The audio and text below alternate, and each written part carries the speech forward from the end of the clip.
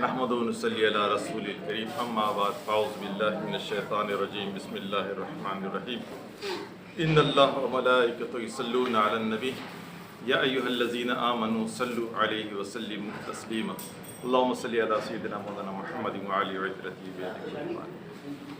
پچھلے سے پچھلے جمعے ایک بیان کیا تھا مکتوب کے حوالے، جس میں درود شریف کے بارے میں کچھ بات ہوئی تھی، تو اس پہ کچھ لوگوں نے جن کو سمجھ بھی نہ آیا، جو سالک نہیں ہیں، جو اس راہ کے مسافر نہیں ہیں، تو انہیں سمجھ نہیں آیا، یہ بات سمجھ نہیں ہے کہ تم درود شریف ذکر کو درود افضل تم کہتے درود شریف سے کچھ نہیں ملتا، ترقی نہیں ہوتی، یعنی ان کا مطلب یہ کہ درود شریف پڑھنے سے ترقی نہیں ہوتی۔ یاد رکھو، یہ جو میں آپ کو مکتوب پڑھ کے سناتا ہوں، میں اپنی بات نہیں سناتا ہوں، یہ مکتوب شریف میں جس طرح لکھا ہے اس کی تھوڑی سی میں وضاحت کر دیتا ہوں۔ اب بات یہ کہ ہمیں سمجھنے میں دقت ہوتی ہے، تو ہمیں چاہیے کہ یہ بولے کہ بات ہمیں سمجھ میں نہیں آئی تھی، کہ کیا ذرا وضاحت کر دیں۔ اب بندہ اگر کسی پہ اٹیک کرے تو مجھ پہ نہیں ہے، سیدنا امام ربانی شیخ فاروق جو 1000 سال کے مجدد ہیں، پھر ان کی بات آپ ان پہ اٹیک کر رہے ہیں۔ اور دوسری چیز یہ کہ کئی لوگ جو ہے نا امام ربانی کو 1000 سال کا مجدد نہیں مانتے ہیں، بلکہ کہتے ہیں 100 سال کا۔ چلے 100 سال کا صحیح، مگر 100 سال کا مجدد تو ہے، ایک عام مولوی سے تو بڑھ کے ہے نا وہ۔ بے شک بے شک 100 سال کا مجدد عام ہوتا ہے کیا؟ بندہ خاص ہوتا ہے وہ۔ اگر 100 سال کا ہی مانے تو پھر ان کی بات کیسی ہوگی؟ اب میں اسی مکتوب کو تھوڑا سا دوبارہ پڑھتا ہوں، جہاں لوگوں کو تھوڑے ذہن میں ہچکچاہٹ ہو گئی تھی، اب وہ دوبارہ پڑھتا ہوں اور 2 دفعہ اس کو ریپیٹ کرتا ہوں، آپ بھی سمجھ لیں اس کو۔ اسی کے اندر اس کا جواب ہے، مسئلہ ہے کہ ہم اس غور سے سنتے نہیں، اسی کے اندر ہی جواب ہے۔ وہ فرماتے جان لینا چاہیے کہ ہر ذکر کا یہ مرتبہ نہیں، ہر ذکر کا یہ مرتبہ نہیں، وہ ذکر جو قبولیت کے لائق ہو وہ اس بزرگی کے لیے مخصوص ہے، یعنی وہ ذکر جو درود شریف پڑھنے سے افضل ہے، وہ کون سا ذکر ہے؟ جو ذکر اس طرح کا نہ ہو، درود کو اس پر فضیلت ہے۔ یعنی فرماتے ہیں یہ جان لینا چاہیے ہر ذکر کرنے والا کا ذکر کرنا اس مقام کا نہیں ہے، وہ ذکر قبولیت کے لائق ہو جو وہ اس بزرگی کے لیے مخصوص ہے، جو قبولیت کے لائق ہو جو ذکر، وہ اس بزرگی کے مخصوص ہے کہ وہ اس سے بڑھ کر ہے، اور جو ذکر اس طرح کا نہ ہو، درود کو اس پہ فضیلت ہے، اور درود سے برکات کے پہنچنے کی زیادہ توقع ہے، درود سے برکات کو پہنچنے کی زیادہ توقع ہے۔ لیکن وہ ذکر، اب سننے کی بات ہے، لیکن وہ ذکر طالب اپنے شیخ کامل و مکمل سے حاصل کرے۔ سبحان اللہ۔ اس کو دوبارہ سننا، لیکن وہ ذکر جو ذکر طالب اپنے شیخ کامل و مکمل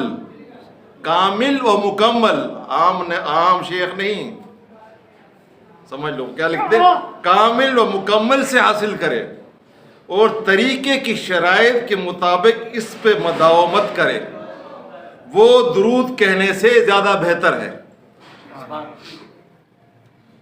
سمجھ گئے؟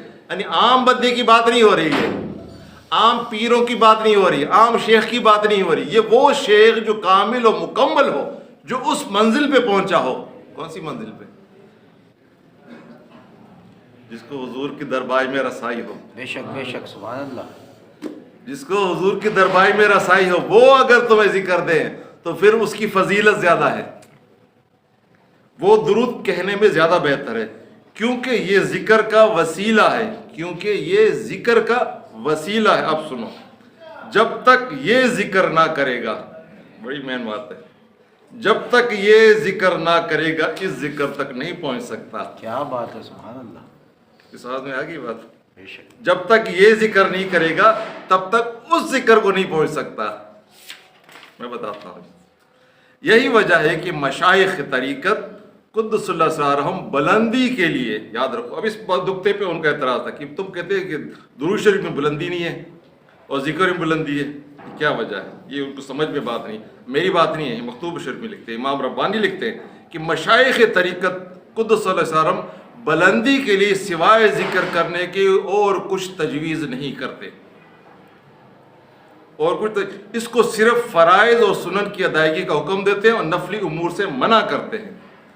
اب بات ہے سمجھنے کی، وہ یہ اب اس بات کو پڑھو، جب تک یہ ذکر نہ کرے گا، اللہ کا ذکر نہ کرے تو کیا ہوگا؟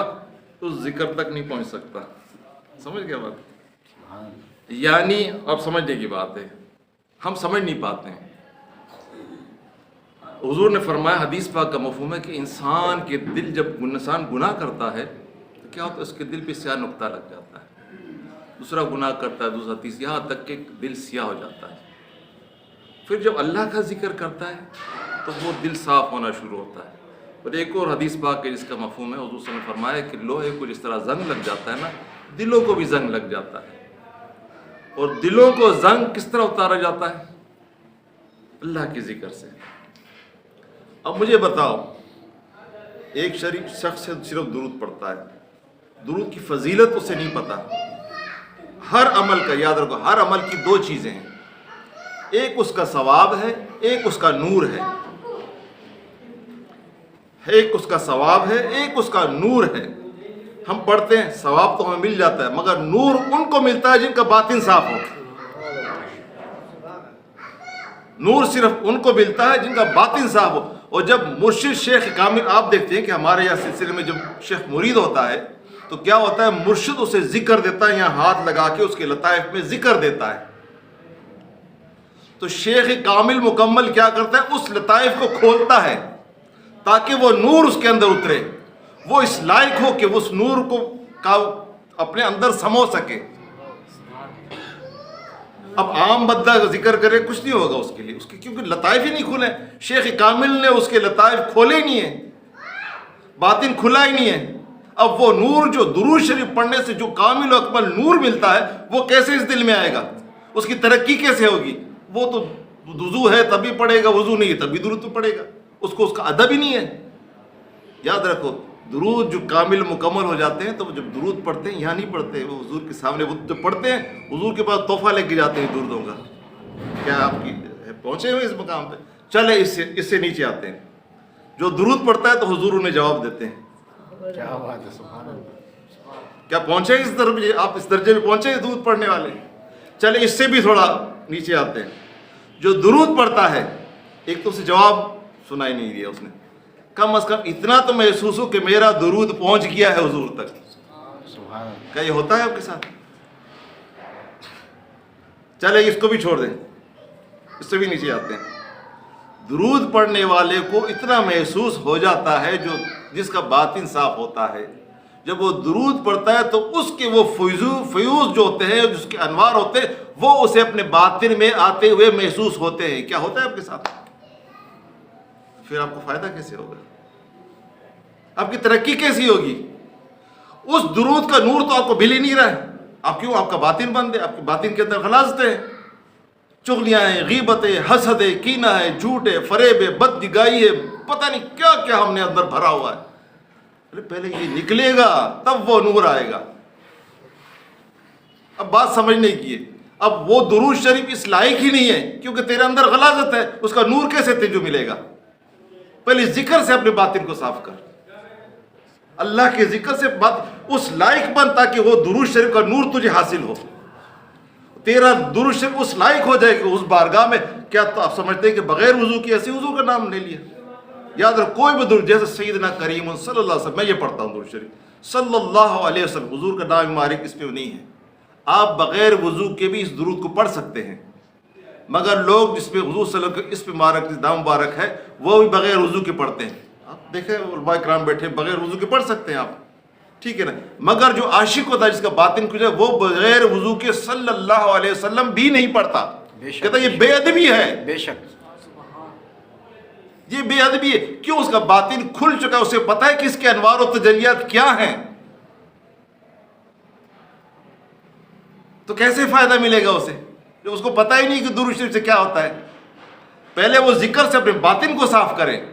یاد رکھو، بزرگان دین بڑا واقعہ، بڑے واقعات ہیں بزرگان دین کے. آپ درود شریف کتاب لیں، آپ کو ہر درود کیا کہ لکھا یہ فلانے بزرگ نے پڑھا ہے، جیسے غوث پاک نے پڑھا ہے، امام مجد ثانی رحمۃ اللہ نے پڑھا ہے، یہ مختار کاکی رحمۃ اللہ نے پڑھا ہے، محمود غزنوی رحمۃ اللہ نے پڑھا ہے. یہ آپ کو ہر درود کے پیچھے لکھا ہوگا. بڑا مشہور واقعہ، حضرت مختار کاکی رحمۃ اللہ نے جب شادی کی تو شادی کی 3 راتوں تک وہ شادی کی مصروف تھے. تو کسی کے خواب بھی حضور صلی اللہ علیہ وسلم تشریف لائے. کہا بختیاری کاکی کو کہو جو 3 راتوں سے تم مجھے تحفہ بھیجے، 3 راتوں سے تمہارا تحفہ مجھے نہیں ملا، مجھے تمہارا تحفہ نہیں ملا. وہ شخص گئے، انہوں نے بتایا جب حضور رات خواب میں نے حضور سے زیارت کی، انہیں فرمایا بختیار کو میرا پیغام دو کہ جو تم راتوں کو جو رات کو تحفہ بھیجتے ہو نا، وہ 3 راتوں سے تمہارا تحفہ نہیں ملا۔ تو انہوں نے اپنی بیوی کو بلایا اور طلاق دے کے بولا میں اس کی وجہ سے میں درود پاک پڑھنا بھول گیا تھا۔ کہتے ہیں 3000 مرتبہ درود شریف بختیار کا کی پڑھ کے پھر سوتے تھے۔ سبحان اللہ۔ آپ نے علامہ اقبال کا سنا ہوگا کہ علامہ اقبال کو یہ رتبہ یہ کیسے ملا؟ 1 کروڑ مرتبہ درود خضری انہوں نے پڑھا تھا، پھر جا کے یہ مرتبہ ملا تھا انہیں۔ ہے آپ بزرگان دین تو جب اس مقام پہ پہنچتے ہیں، جب ایک ہوتا ہے، دیکھو میں انشاءاللہ اس بات چیپٹر پہ اگلے جمعے کو انشاءاللہ میں بات کروں گا۔ تصوف میں ایک مبتدی ہوتا ہے، ایک متوسط ہوتا ہے، ایک منتہی ہوتا ہے۔ اب اس کو آسان سمجھ لو، جب کسی اللہ کے ولی کے پاس شخص آتا ہے تو مریض ہوتا ہے۔ مرض کیا ہوتا ہے؟ اس کے باطن کے اندر گند ہوتا ہے، مریض ہوتا ہے۔ جب وہ اللہ کے ولی کے ہاتھ پہ توبہ کرتا ہے تو وہ مرید بن جاتا ہے، جب وہ ترقی کرتا ہے تو وہ مراد بن جاتا ہے۔ سبحان اللہ، سبحان اللہ۔ مریض کی کیفیت الگ ہوگی، اس کا سبق الگ ہوگا، اس کی دوائی الگ ہوگی۔ تو بزرگان دین پہلے اس کے مرض ختم کرنے کی دوا دیتے ہیں۔ سبحان اللہ، کیا بات ہے۔ اب کسی کو موشن ہو، پیٹ خراب ہو، اور اس کو جناب بولے کہ بھائی تو دیسی مرغ دیسی گھی میں فرائی کر کے کھا، تو کیا ہوگا؟ اس کا مرض ٹھیک ہوگا؟ مرض اور بڑھے گا۔ اب مرغ دیسی مرغ اصلی گھی میں دونوں طاقت والی چیزیں، کوئی حرام نہیں ہے، کمزور کرنے، مگر مریض کو کھلائیں گے تو بھی مزید اس کا مرض بڑھے گا، فائدہ نہیں ہوگا اسے۔ تو پہلے کیا کریں گے؟ اس کے مرض کو دور کریں گے، اس کے مرض کو دور کریں گے۔ جب مرض دور ہو جائے گا، مریض جب مرید بنے گا، جب مریض مرید بنے گا تو پھر اس کو تھوڑا تھوڑا سا کھلانا شروع کر دیتے ہیں۔ تھوڑا تھوڑا، ایک دم بھی نہیں کھلاتے، تھوڑا تھوڑا۔ جب وہ مرید مراد بن جاتا ہے، اب کہتے ہیں کہ پورا زور لگاؤ جتنا لگا سکتے ہو۔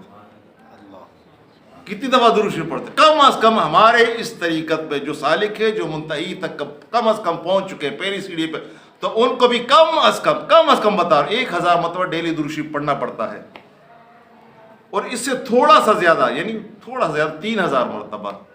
اور جو مقام خاص پہ وہ 1,00,000 مرتبہ ڈیلی درود پڑھتے ہو آپ؟ کیسے پڑھو گے؟ یہ مرض نکلے گا نا تبھی تو آسانی ہوگی، تبھی تو معاملات ملیں گے، تبھی ترقی ہوگی۔ تو یہ گند پہلے نکلتا ہے، تبھی اس کا نور درود شریف کا تمہیں ملے گا، تبھی ترقی ہوگی۔ جب اندر گند ہوگا ترقی کیسی ہوگی؟ اس ذات کا جو بلا واسطہ، جس نے اللہ کے روبرو سامنے ایک کمان سے بھی کم جس کا فاصلہ تھا، اس ذات کا نام تم ایسے نام لینے سے کچھ نہیں ہوگا۔ گندگی باتیں میں رکھے اس کا نام، اس مبارک کا نام لے۔ اللہ اکبر، یہ بے ادبی ہے تصوف میں، بے ادبی ہے، سخت بے ادبی ہے۔ تو میرا بھی کبھی دل کرتا تھا ذوق کے لیے، آپ کو بات کہ میں عمرے پہ بھاگتا، پچھلے سب میں بھی گیا تھا 2018 میں، پھر انشاءاللہ جانے کا۔ اب یقین کرے جب بلاؤ آ گیا میں روتا تھا، یار میں اس بارگاہ میں کیسے پہنچوں، جبکہ پہلے میں جب جاتا تو بڑا خوش ہوتا تھا، اور اس دفعہ میں روتا تھا، یار اس بارگاہ میں حضور کے سامنے میں ایک گناہ گار کس طرح پیش ہوں گا۔ یار میں تو اب یقین کر، جب میں مسجد نبوی میں پہنچا تو میں کانپ رہا تھا، گھبراہٹ کی وجہ سے میرا پیٹ جو اب اکثر جب انسان گھبراہٹ تو پیٹ خراب ہو جاتا، تو میرے پیٹ میں ایسا مروڑ ہوا، مجھے واش روم جانے کی ضرورت پڑ گئی۔ میں وہاں ہوٹل سے ہو کے آیا، واش روم پہ گیا، میں بالکل پیچھے جو واش روم تھا وہاں گیا میں، اور وہ 3ری منزل جو نیچے وہاں گیا میں، قریب بھی نہیں گیا۔ بے ادبی ہے یہ تو۔ اور جب وہاں سے وہ آیا پھر بھی گھبراہٹ، اور پھر آیا مسجد نبی میں، وہاں نماز پڑھی، پھر صلاۃ توبہ پڑھی، پھر تسجدے میں گیا، گڑ گڑایا اللہ کے حضور۔ پھر یہ آیت میں بار بار ریپیٹ کر رہا تھا تجربے کے، جب اپنی جانوں پہ ظلم کر دو تو کیا کرو، حضور کی بارگاہ میں آؤ، مولا تیرا ہی تو حکم ہے، کہاں جائیں ہم یا رسول اللہ، ہم کہاں جائیں، یہی تو آئیں گے نا۔ بس یہ میں بار بار اس کو دل میں پڑھ رہا تھا، اور پھر میں حضور کی بارگاہ میں جا کے پیش ہوا۔ تو یہ کیا معاملہ کیوں ہوتا ہے؟ جب باطن صاف ہوگا تب یہ معاملہ ہوگا۔ اللہ ہمیں عمل کی سمجھیں گے انشاءاللہ تعالی۔ اگلے جمعے کو اسی کے بارے میں ایک مکتوب ہے، وہ انشاءاللہ وضاحت سے پیش کریں گے۔ اللہ پاک ہمیں عمل کی توفیق عطا فرمائے۔